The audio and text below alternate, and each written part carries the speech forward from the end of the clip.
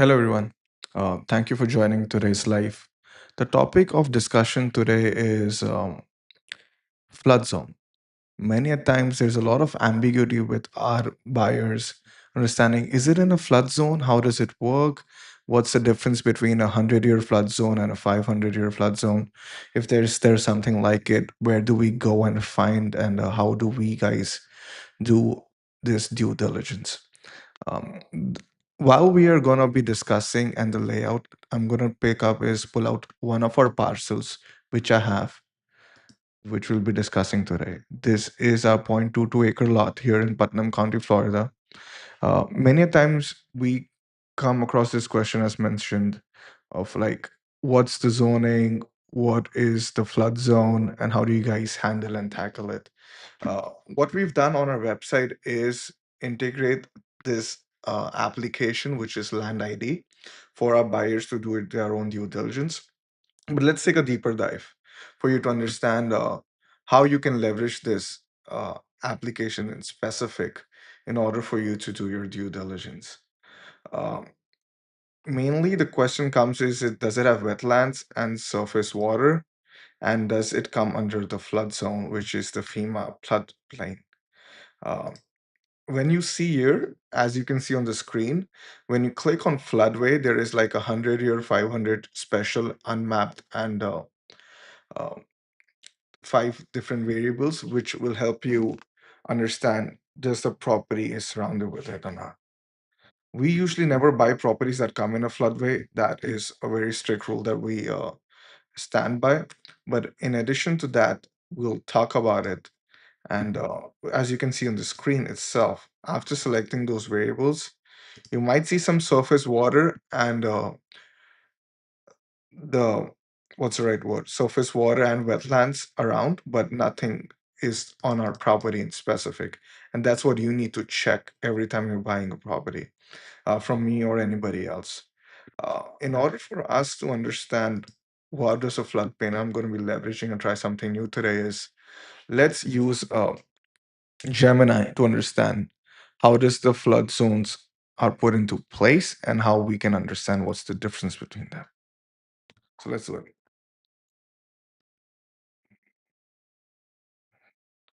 Hey Gemini, explain me how does flood zoning work in Putnam County, Florida. Teach me assuming I'm starting new and want to buy land for the first time. So we'll give it a couple of minutes, but what's going to happen is this will help us understand exactly uh, what these were meaning. So while it's going to do its research, I'm going to do is a quick recap. This is the lot we have. As I was showing you on land ID, the floodplain itself, it's going to be floodway 100, 500 special unmapped. These are the special things that we need to understand. And that's what I'm going to be discussing with the AI Gemini to help us through. So let's see what it says. When you look for a listing on zillowland.com or a county map, you will need see a code for the flood zone. Here's what they mean for your wallet. Zone X is the golden ticket, means the risk is low to moderate, not required by lenders. Building is easier. Verdict as a beginner, try to buy in loans land in Zone X. Zone A or AE, high risk. These are usually near St. John's River, Crescent Lake, or low-lying creeks. Insurance is mandatory for these lots. If you get a mortgage, it can be expensive. Building is a bit harder. You will build the floor for your house above a certain height called the base flood elevation. Interesting. I'm learning all of this with you guys as well. You can still buy here, but the land should be cheaper and offset the extra cost. So the hidden cost is elevation certificate, there's fill, dirt, or slits. Putnam County specifics, the water factor. Putnam is defined by the St. George River. Properties near the river or major lakes are almost guaranteed to be in zone A or AE. Wetlands versus flood zone. These are different. You can be in a safe flood zone X, but still 100% wetlands, swamp. So we will be discussing flood zones as of today. That is going to be our focus of discussion. We will bring in wetlands in another live, and there we can see what is being done. So I'm going to ask it very simply: floodway 100, 500 special unmapped. Explain us in simple terms um, what is the difference between floodway 100, 500 special. We are using land ID for our due diligence. Let's see.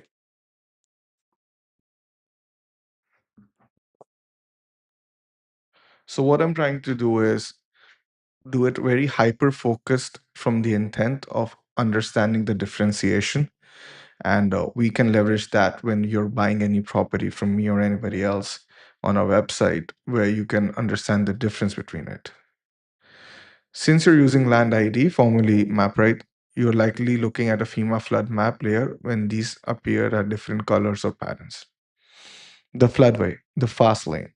What is it? The most dangerous part of the river. Think of it as a water's highway. During a flood, that's where the water moves fast and carries debris, trees, etc. So our rule of thumb has always been if anything is in a floodway, we never buy it.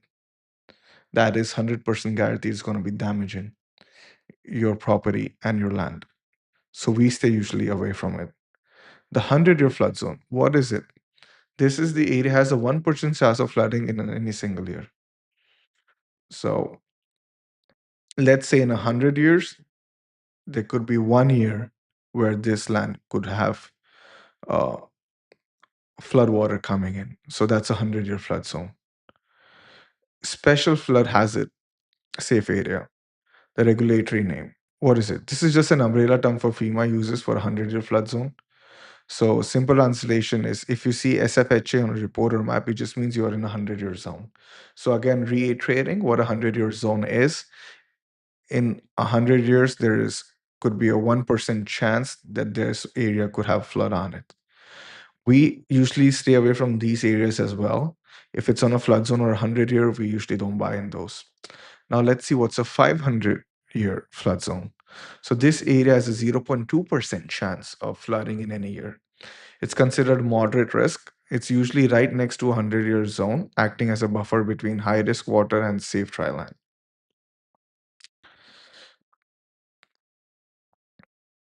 So what we have to target is 500 years or zone X. Um, when you do due diligence, check if the wet area looking on the map covers whole property, just the corner.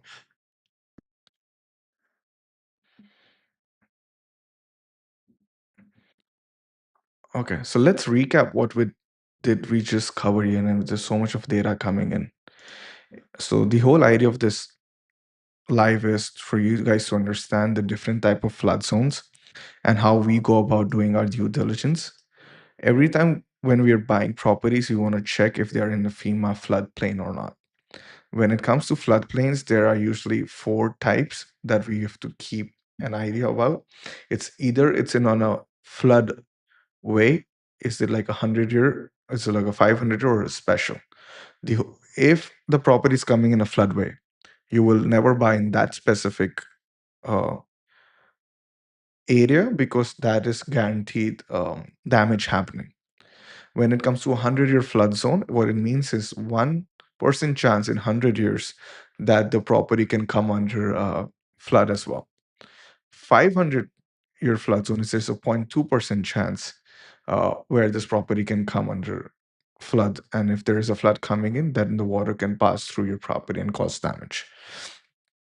These set in stone, though. Will we know when the next flood is coming? No. But there is definitely a chance, and that's what the counties are trying to predict. What our focus has always been is to always buy in areas which are away from these floodways. And if they come in 100 in a 5 year, 100 years, we will always let our prospective buyers know. It's pretty straightforward. It is a very important factor that everybody needs to keep an eye out when they're buying land. But many a times people get confused and they don't check. Also, what we are going to reiterate is being in a floodway doesn't mean, or not being in a floodway doesn't mean that it's uh, not covered in swamps or wetlands. That's another check that you guys need to always do. But we also make sure that floodway is something that you are always mindful of and you always double check and triple check. Um, there are multiple tools that you can use when it comes to checking if it's in a flood way or a flood zone or a flood plain or not. Uh, there's another government website called FEMA.gov that usually helps you understand and locate those data parcels. It's called the FEMA's Map Service Center.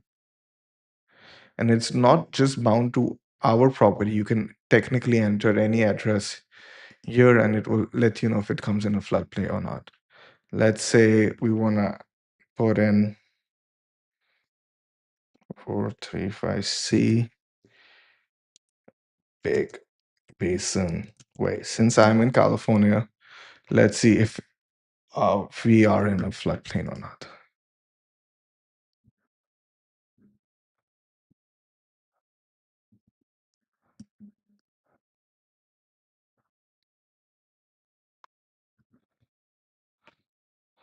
So from what it says is without base elevation, there is a 0.2% annual chance of flood areas and 1% annual chance of flood with average depth less than 1 foot of drainage.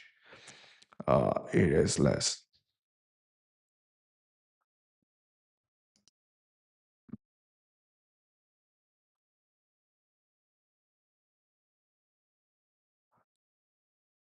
So from the colors of it, let's see what's happening here. So this is the examples address I had put in. And from what we understand, this is in zone AE.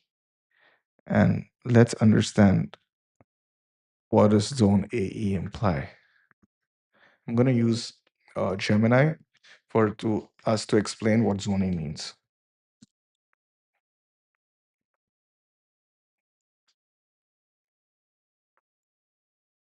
What does zone AE mean?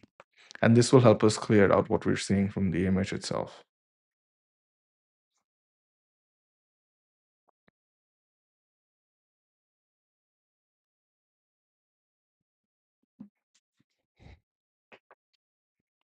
So zone AE is part of a 100-year flood zone. It means the area has a 1% annual chance of flooding.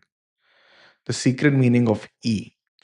The easiest way to remember the difference between zone A and zone AE is this. Zone A, the government knows it floods here, but they don't know how high the water will go.